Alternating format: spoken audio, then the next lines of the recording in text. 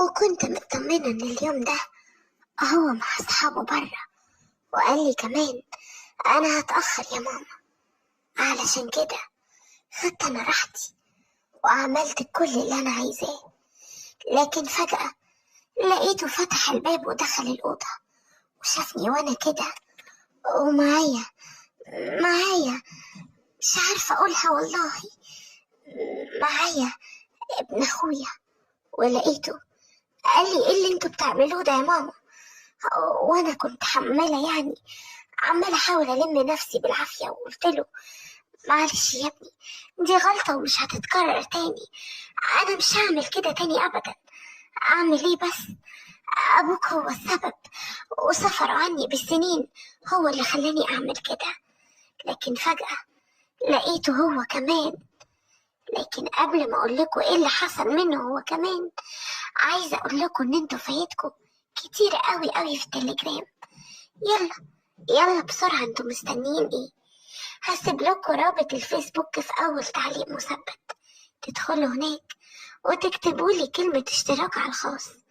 وقتها هقول لكم على كل التفاصيل، وساعتها مش هيبقى لكم حاجة، هتروحوا على هناك على طول. وما اقولكوش بقى عن اللي هيحصل واللي هتشوفوه تسمعوه هناك، انا مش مسؤولة. يلا بسرعة، مستنيين ايه؟ وانا دلوقتي هروح بقى بسرعة علشان هستناكوا هناك، ويلا بينا علشان نكمل قصتنا. كنت عايشة حياة عادية جدا أنا وجوزي وابني، وفجأة كده وبدون أي مبررات قال لي إن هو هيسافر. قلت له هتسافر فين؟ قال لي انتي متعرفيش إن شغلتي مهمة، ده أنا نجار مسلح، لازم أروح وأشوف شغلي وأشوف نفسي. قلت له طب وأنا وابنك، أنا وابنك هنعمل إيه؟ قال لي يعني إيه هتعملوا إيه؟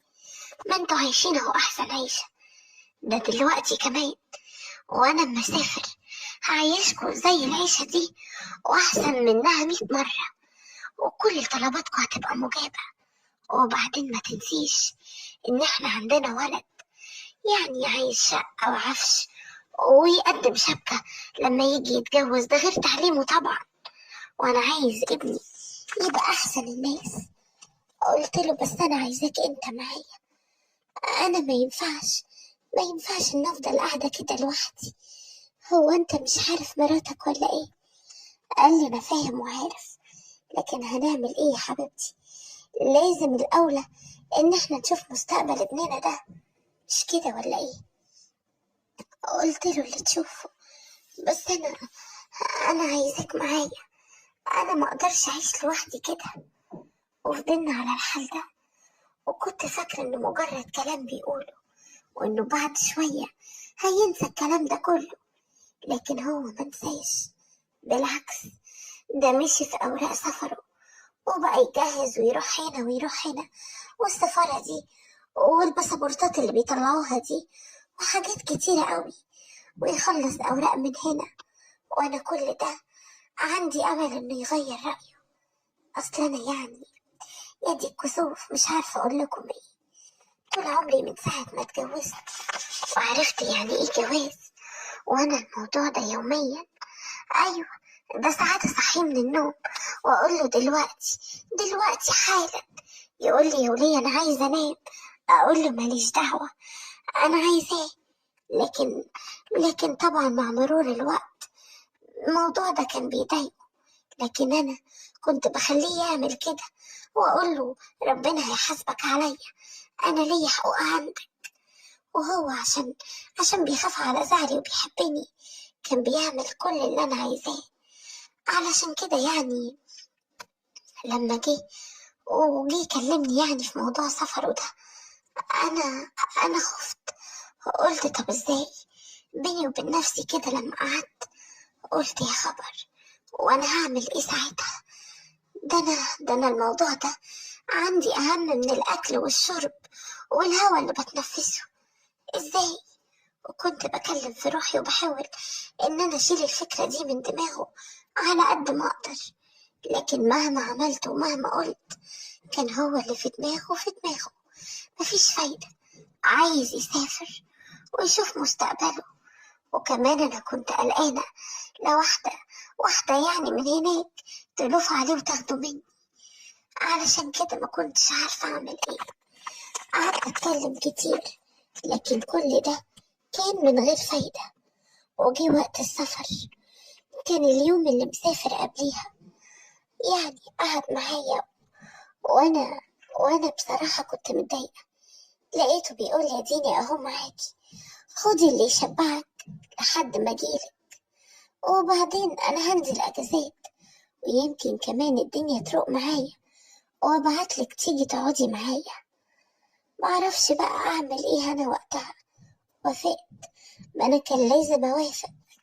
وفعلا سافر جوزي.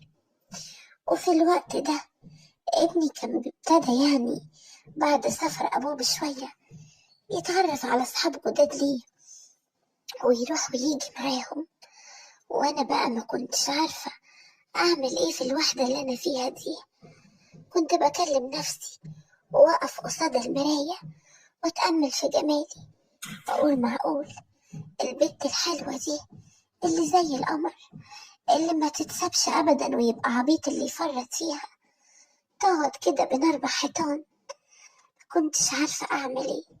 ابتدى في الفترة دي يجيلي بقى ابن أخويا ويطل عليا كتير، ورجله أخدت على البيت. وبصراحة كان بيقعد يقولي كلام ويجاملني ويقولي إن أنا أحلى واحدة عينيه شافتها، وإنه مش فاهم إزاي ممكن جوزي يسيبني ويبعد عني. بصراحة كلامه ده خلاني أحس إني ملك الدنيا باللي فيها، وكنت مبسوطة بالكلام اللي بيتقالي، وكنت فرحانة أوي أوي أوي بكل حاجة بتتقال. وفجأة كده بدون أي مقدمات حسيت إن أنا محتاجة، والموضوع ده هافف عليا بطريقة غريبة. وفي ثانية إلا ثانية لقيت ابن أخويا كمان بيعرض عليا نفس الموضوع. وافقت. ما هي بالنسبة لي كانت فرصة، أيوة فرصة، وما تتعوضش كمان. يعني ابن أخويا شاب وصغير وحلو، وكل حاجة فيه لسه بخيرها يعني زي ما بيقولوا. وعلشان كده تلاقوني يعني وافقت على الموضوع ده بسرعة بسرعة. وهو كمان زي ما يكون كان مستنيني أقوله كده. ودخل الأوضة. واليوم ده أنا كنت مطمنة إن ابني برا، وكنت عارفة ومتأكدة كمان إن اليوم ده هيسهر مع أصحابه. لأن في اليوم ده وإحنا قاعدين بنتغدى قلت له هو أنت خارج النهاردة؟ قال لي أيوة يا ماما، أصل في واحد صاحبنا هيسافر، عايزين نحتفل بيه شوية قبل ما يسافر، وعلشان كده أنا عايزة أستأذنك إن أنا هتأخر برا شوية. قلت له هتتأخر؟ يعني هتيجي على الساعة كام؟ قال لي يعني ممكن على الساعة 2-3 الفجر. معلش بقى يا ماما. وافقت. وبصراحة كنت مطمنة زي ما بقول لكم كده. كنت عارفة يعني إن الخروجات والحاجات دي وهم أصحاب مع بعض الوقت هيعدي بسرعة. ودخلت بقى أنا وابن أخويا الأوضة، والواد زي ما يكون كان جعان وما صدق لقى حتة لحمة ياكل فيها. وفضل بقى شغال الله ينور، لدرجة إن أنا كنت بقوله مش كده، مش ويش، أنا برضو مش قدك، أنت طلعت غير تخيلاتي خالص. وإحنا بقى مندمجين. وفجأة لقيت ابني فتح باب الأوضة وقال لي اللي قلته لكم في الأول. ما كنتش عارفة أعمل إيه ولا أقول له إيه، لكن لقيته هو كمان عايز يشارك. أيوة، زي ما بقول لكم، هو كمان طلب من يعني ابن أخويا إن هو يشارك. ويعني أنا كنت مش عارفة أقول له إيه. قال لي اشمعنى يا ماما ابن خالي؟ هو أنا مش من حقي أنا كمان ولا إيه؟ قلت له عايز إيه؟ قال لي يعني هو يدوق وياكل من العسل وأنا أقعد أتفرج عليه. ده أنا عايز أدوق العسل. وأنا بقى ما كنتش عارفة أعمل إيه وسط الاتنين. ما كنتش عارفة حتى لاحقها منين ولا منين، وقلت لنفسي دي حاجة لا يمكن تتعوض، وسبت ابني وابن اخويا يعملوا ما بدلهم. ما هما يعني هعمل ايه؟ وما كانش قدامي كمان حلول غير كده. علشان كده انا جيت لكم وحكيت لكم قصتي، وانتوا تقولوا لي اتصرف ازاي، افضل مكملة ولا الموضوع ده انهيه. انا ما بقتش عارفة اعمل ايه، حتى لو نهيته طب هعمل ايه من غيرهم؟ يا ريت تدلوني، وانا هستنى كل التعليقات بتاعتكم واقراها كويس. فتحت لي الباب ودخلته، واول ما دخل قال لي سلامتك يا خالته. سلامتك الف سلامة. امي قالت لي انك تعبانة قوي. ايه اللي موقفك؟ طيب خشي ارتاحي جوه على سريرك. قلت له والله مش عارفة اقول لك ايه، ظهري بيوجعني بطريقة غريبة. قال لي طب ما فيش اي علاج؟ قلت له هو المرهم ده، لكن بس مين هيعملهولي؟ انت عارف يعني ما فيش حد هيعرف يدهن لنفسه ظهره. قال لي طب تعالي ادخلي معايا الأوضة وانا هعمل لك كده بنفسي. كنت مكسوفة منه شاب وخلاص على وش جواز، لكن تعبي والوجع اللي كنت حاسة بيه قلت خلاص بقى ما بدهاش. فعلا دخلت الأوضة ونمت، لكن لقيته بيقول لي لا يا خالته نامي على ظهرك. قلت له ازاي بس وانت المفروض تدهن ظهري؟ قال لي اسمعي بس اللي بقولهولك.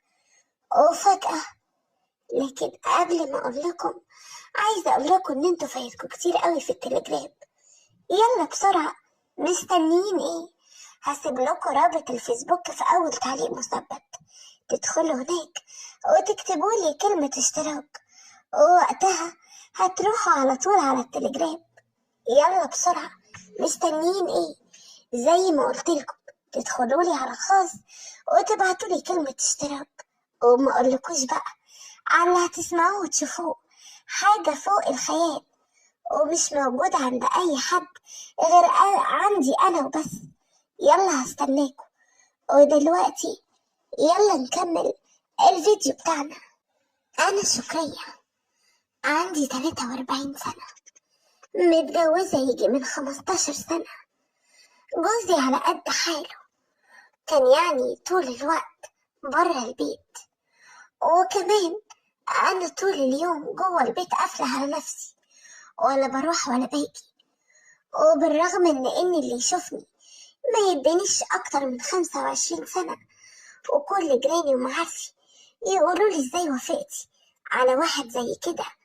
ازاي بس؟ ده انتي كنتي تتجوزي جوايزة أحسن من دي بكتير. لكن أنا كنت دايما بقول النصيب، وعشان كده بصراحة كنت باخد موانع تمنعني من الخلفة. ما كنتش عايزة أربط نفسي بيه، أصل أنا كنت حاطة في حساباتي إني أكيد هيجي اليوم اللي أنا وهو فيه نسيب بعض. مرت السنين وبصراحة لقيته راجل طيب معايا، لكن يعني في الأمور اللي هي يعني الأمور الزوجية يعني مش طيب خالص، ومفيش أي حقوق منه باخدها. يعني ممكن الموضوع ده يحصل مرة كل شهر، وده إذا حصل يعني، وبعد خناق وحاجات كتير. علشان كده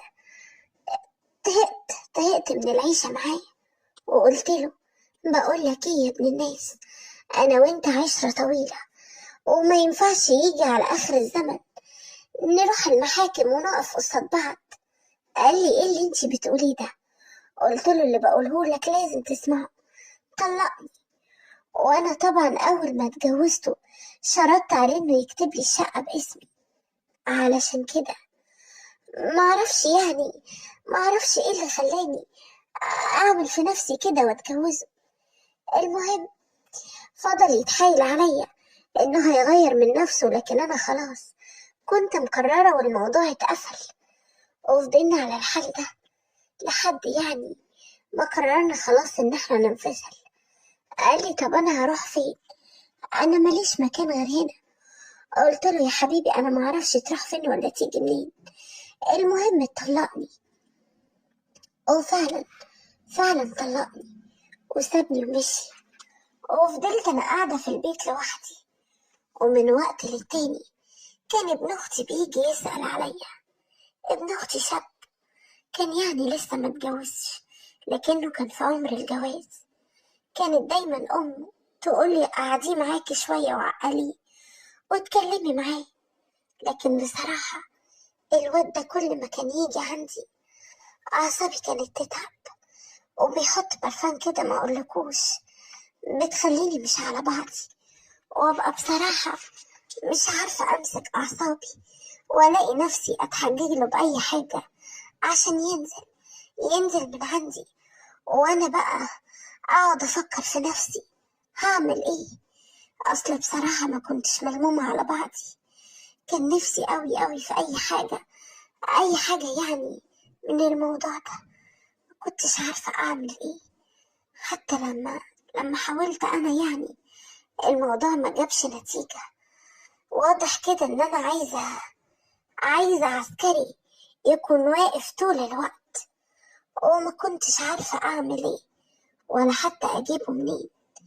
لحد ما في يوم قمت من النوم وضهري كان تعبني جدا، ما كنتش عارفة أتحرك حتى. قلت لنفسي أحاول أقوم كده وأتحرك، يمكن نمت غلط ولا أي حاجة. لكن ما كانش فيه أي فايدة، مهما أعمل وأسوي برضه مفيش فايدة. وفضلت على الحال ده، ولقيت بعد الظهر أختي بتكلمني، قالت لي مال صوتك، شكلك تعبانة. قلت لها يا أختي والله، وحكيت لها اللي حصل معايا. قالت لي هوصفلك دكتور، إنما إيه شاطر بشكل ما أقولكيش. وفعلا وصفت لي الدكتور ورحت له، وكتب لي على مرهم وحقن وحاجات زي كده، وروحت البيت. وواضح بقى يعني أختي قالت لابنها، علشان كده يا دوبك روحت البيت وقعدت شوية لقيت جرس الباب بيرن. وأول ما فتحت له لقيته بيقول لي الكلام اللي قلته لكم في الأول. معرفش بقى ايه اللي خلاني أسمع كلامه، ودخلت معاه الأوضة علشان يدهن لي المرهم. لكن بدل ما انام على وشي عشان يدهن لي على ظهري، لقيته بيقول لي لا، نامي على ظهرك يا خالته. قلت له ازاي بس، وده ينفع يا ابني؟ انا ظهري هو اللي تعبني. قال لي اسمعي بس الكلام، انا عايزك تاخدي المنديل ده. قلت له ده ايه ده؟